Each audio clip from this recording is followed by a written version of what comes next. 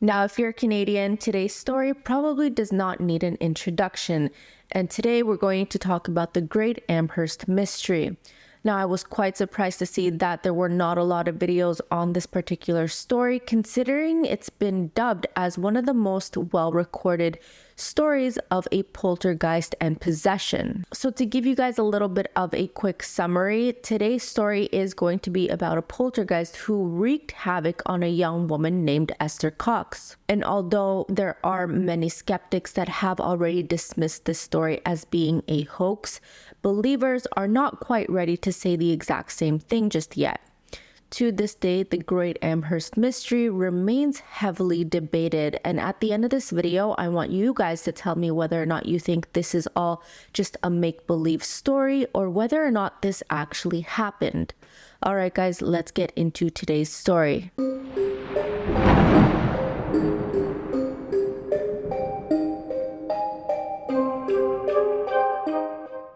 Alright, so before we get into the story, I just want to take a quick second to introduce myself here. I'm seeing a lot of new subscribers, which I am extremely thankful for.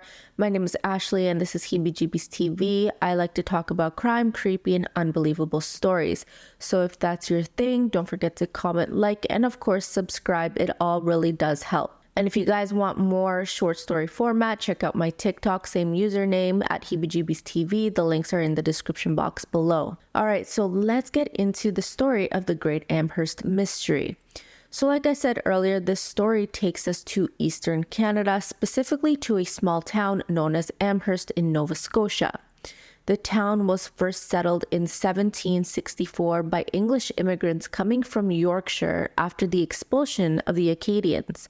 Today, the population of Amherst is quite small by any standard, where approximately 9,400 people call home. So back when this story took place in 1878, it was much smaller and definitely carried a lot more weight for those living there at the time. So this story in question focuses on one woman named Esther Cox, and she was born in the year 1860 in a small community known as Eastville. Sadly, Esther's mother passed away just a few weeks after she was born, and this resulted in her and her siblings being split up. A few of her siblings went to live with her father, while Esther and a few other siblings went to live with her father's parents, so her grandparents. When Esther turned 17 years old, she was sent to live in Amherst with one of her older sisters named Olive. Olive happened to be married to a man named Daniel, and together they had 2 children. Now, this beautiful house that you're looking at, it wasn't just Olive and her husband's home. Of course, Esther was also living there, but Esther and Olive's other siblings were also living there, as well as Daniel's brother, John Teed. So most versions of this story begin when Esther was 18 years old, and she was seeing a man named Bob McNeil. Together, they were taking a carriage ride to Tantramar Marsh, and it's here where something very traumatic would end up happening to Esther. Now, in some versions of the story, I've seen that Esther and this guy Bob McNeil were just friends, while other versions say that they were entering the early phases of a relationship. But whatever the case was, their relationship took a very dark turn when Bob wanted something more from Esther. In the middle of their carriage ride in an isolated area, he then proceeded to hold Esther at gunpoint and then proceeded to SA her. Fortunately for Esther, there was another carriage that was passing by, and this ended up spooking Bob McNeil, which forced him to stop doing what he was doing. He then rode the carriage back to Esther's home in Amherst, dropped her off, and then the following day, he was said to have skipped town and was not seen again for a very long time. It was after this horrendous and very traumatic experience that Esther began to experience very strange activity. It was after this very awful and traumatic experience that very strange things started happening to Esther. The entire thing left her feeling very down. She was low on energy, distressed, and some would even say that she probably snapped. So the strange phenomenon in question began with very small things that could easily be explained or brushed off. For example, Esther would start to hear strange noises in the house. There would be random knockings on the doors or on the walls. And oftentimes, a lot of these noises can be attributed to many different things, such as the house settling, there could be rodents around, and so on. Then things escalated to the point where not just Esther, but the entire family living in the home in Amherst started to notice that furniture was being moved around. Pillows were also being tugged, dishes would randomly fall off of shelving and then shatter on the floor. The noises also intensified, and there was a very odd noise now coming from the roof. Then one evening, Esther went into very bad convulsions. It was very clear to everyone that she was suffering from some sort of seizure. But on top of that, her body also began to swell up in abnormal amounts.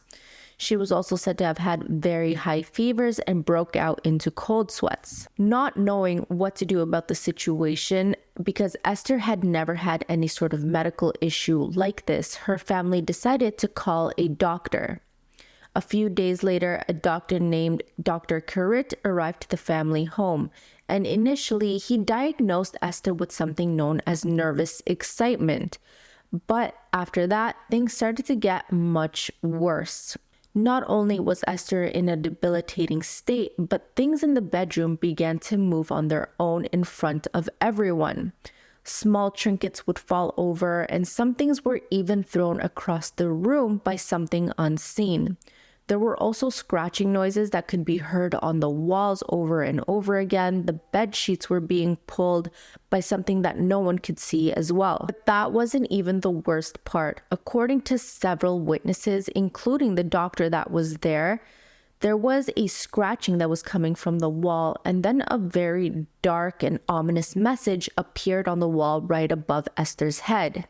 It would end up reading, "Esther, you are mine to kill." Obviously, everyone was absolutely mortified. The doctor did not know what to make of this, so the only thing he did was give Esther some heavy sedatives in order to help her fall asleep, which it ended up working temporarily. But by the following day, word had spread about the horrific events that were going on at the home in Amherst, which sparked a lot of chit-chatting and gossiping going on around town. Wanting to understand for themselves, a lot of the people in the community would gather around the house in order to try to hear all of these noises and commotion that people were talking about. Many people who were walking past the house on their way to a different destination would also say that they would hear the screams and thuds of objects being thrown and moved around the house. But not only that, there were multiple doctors that were lining up in order to treat Esther, or at least try to come up with some sort of diagnosis to explain what was going on. After several doctors had paid a visit to Esther, it was very clear to everyone that this was not some sort of medical condition. And this idea only solidified itself more in people's minds when doctors and other witnesses were able to communicate with whatever was doing this to Esther by tapping. So essentially, they would ask it a question and it would respond back in a tapping. I guess they developed some sort of code where it's tap once for yes or tap twice for no sort of thing.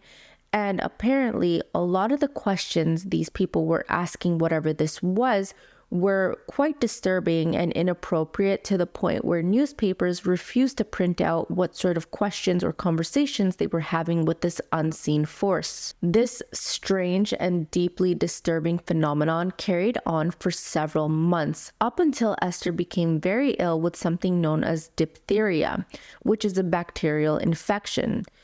During those few weeks where she was quite ill, the paranormal phenomenon stopped coincidentally. She was then moved to a home of one of her other sisters in an area known as Sackville in New Brunswick. Here she would spend several more weeks recovering, where the paranormal phenomenon also discontinued. And at this point, people were starting to get a little bit suspicious. How is it that Esther was suffering all of this horrific events while she was fine, but the moment she got sick, all of it just stopped? When Esther returned to Amherst to live at her sister's house once again, the paranormal phenomenon started up again, but this time it had intensified, and now there were random fires being started across the home. And shortly after that, Esther started to say that she was now able to see the ghost that was actually doing all of this to her. She described him as wearing all gray clothing and that he had very dark and glaring eyes that would basically pierce through her soul. She also said that this ghost would laugh at her and continuously taunt her. And at one point, it also threatened her that if she did not leave the family home, that it would then burn down the home with her family inside. Needless to say, this prompted Esther to leave the family home and go live with another local family. But wherever Esther went, the paranormal phenomenon just followed her. Now, by this point, there were more people talking about how it was too much of a coincidence that whenever Esther was sick, nothing would happen, but when she was fine, there were all sorts of crazy things happening. People were extremely suspicious and started to question whether Esther was being truthful. But it seems like Esther caught wind of this, or whatever was happening to her was actually real, because things started to pick up one more time. This time, Esther was now being physically attacked. She was being scratched, she was being slapped, pushed around, and even at one point, she was stabbed with a household knife. Now, I don't know how many people are willing to go this far if she was faking this. It seems a little bit intense to me to go to that length of stabbing herself just to get some attention, but let me know what you guys think. So after this, she was then forced to leave town, and this time she went to St. John's in New Brunswick. And this is where she was met with more science-based men, some more doctors who really wanted to take a closer look at her. Now, throughout their time with Esther, it became very obvious to them that she was housing multiple spirits or multiple personalities, depending what you believe on. One was named Bob Nickel, who had apparently been the original spirit that started tormenting Esther. According to Esther, Bob was a shoemaker, and the other ghosts who ended up identifying themselves were named Peter Cox, who was a relative of Esther's who had passed away, and a woman named Maggie Fisher. By the summer of 1879, Esther ended up returning back to Olive's home in Amherst, bringing the chaos with her. And at this point is where we meet a new character named Walter Hubble. So Walter had heard about what was going on with Esther, which piqued his curiosity so much so that he decided to travel from the States to Amherst in Nova Scotia. When he got to the family home, he then proceeded to ask Esther's family if it was okay if he stayed with them for a little bit. He offered to pay rent, and then he said that he would spend some time looking at Esther. One of the main reasons that he thought that he was a good fit for this was because he was a writer, but he was also a professional actor. He felt like his knowledge and his talents would allow him to assess the situation closer from a different perspective, and he would also be able to tell whether or not Esther was faking everything. In total, Walter would end up spending 3 months at the family home, where he witnessed many strange things, including multiple things moving around on their own. He also noticed that things would disappear from time to time, and he also claimed that he witnessed Esther being attacked by whatever was haunting her. Not to mention the many times that she would suddenly break out into these very violent convulsions and also swell up like a balloon. He was also able to communicate with the spirits and even identified several more of them. Some of the names he was given were Jane Nickel, Mary Fisher, who was the deceased sister of Esther, as well as a woman named Eliza McNeil. Towards the end of his time at the home, he said that he was unable to come with a solid conclusion, but he did have a theory. His theory was that of quote-unquote astral body of Bob McNeil, who had been the man who had violated Esther at the beginning of the story. And ever since that attack, his spirit or his energy manifested in the shape of a possession, which also took form of the spirit named Bob Nickel. Shortly after that, Walter was able to convince Esther to go on a speaking tour with him. To him, essentially, the point of this was to share Esther's story and to prove to everyone that she was not faking it and what was happening to her was very much real. Although, in my opinion, I think that this is probably where a lot of the skepticism also comes from. I've never heard of another story where someone who was truly possessed by a spirit would go on tour and allow people to witness what was happening to them. For the most part, these people are usually bedridden or they're unable to act normal in everyday circumstances. I'm sure it also didn't help that both of these people were getting paid for all of these speaking engagements. So it's easy to see where a lot of the skepticism came from. And I guess you could say a lot of the people who were going to these engagements and these tours had the same feeling. Esther and Walter were met with quite a lot of hostility, to the point where she was almost assaulted one night. And this event prompted her to stop the tour and just go back to Amherst in order to live some sort of normal life. So when Esther returned back to Amherst, she was able to find a job with a man named Arthur Davidson. Shortly after she was hired, his farm ended up breaking into a huge fire, which completely destroyed it. And almost immediately, all the fingers were being pointed at Esther, mainly because she had already had a history with the fires breaking out at the family home. Esther would be charged and eventually convicted with one count of arson, which resulted in her being sentenced to 4 months in prison, although she would only end up serving 1 month. After her release, it was said that all of the strange phenomenon finally stopped. In 1879, Walter would go on to publish his book about Esther, which he called The Haunted House, A True Ghost Story, which was wildly successful, selling over 55,000 copies, and also prompted other paranormal investigators to do a deep dive on the case. However, scientific researchers also took a closer look at the book and concluded that Esther was in a dissociative state, resulting from the trauma of her assault from Bob, which then pushed her to commit acts of trickery. Some even believe that she was suffering from a form of multiple personality disorder, which Walter used to his advantage in order to gain fame and money. Eventually, Esther would go on to get married not once but twice, and she also had 2 children, one with each of her husbands. When she married her second husband, they also ended up moving. They left Canada and moved to Brockton, Massachusetts. And in 1912, she would go on to pass away at the age of 52. So those who witnessed the very strange phenomenon that was going on, including doctors and lawyers, all swear on their lives and on their professional licenses that what they saw was actually true. However, there were still many skeptics that stood their ground and argued that Esther was either faking it for attention or she was suffering from a mental illness. Regardless of what you believe, the case of Esther Cox has garnered a lot of attention, especially across Canada. And there's even a festival that was named after Esther called Estherfest, which takes place in Amherst every October, of course in honor of Esther, but as well Halloween.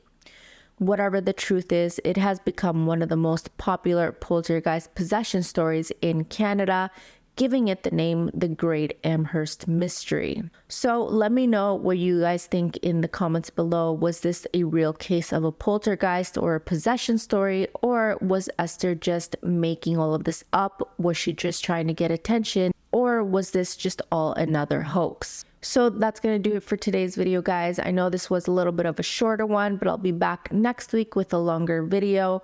Thank you so much for joining me. And if you guys enjoyed today's story, don't forget to comment, like, subscribe, and check out my TikTok. The link is in my description box below. All right, guys, thanks again so much, and I will see you in the next video.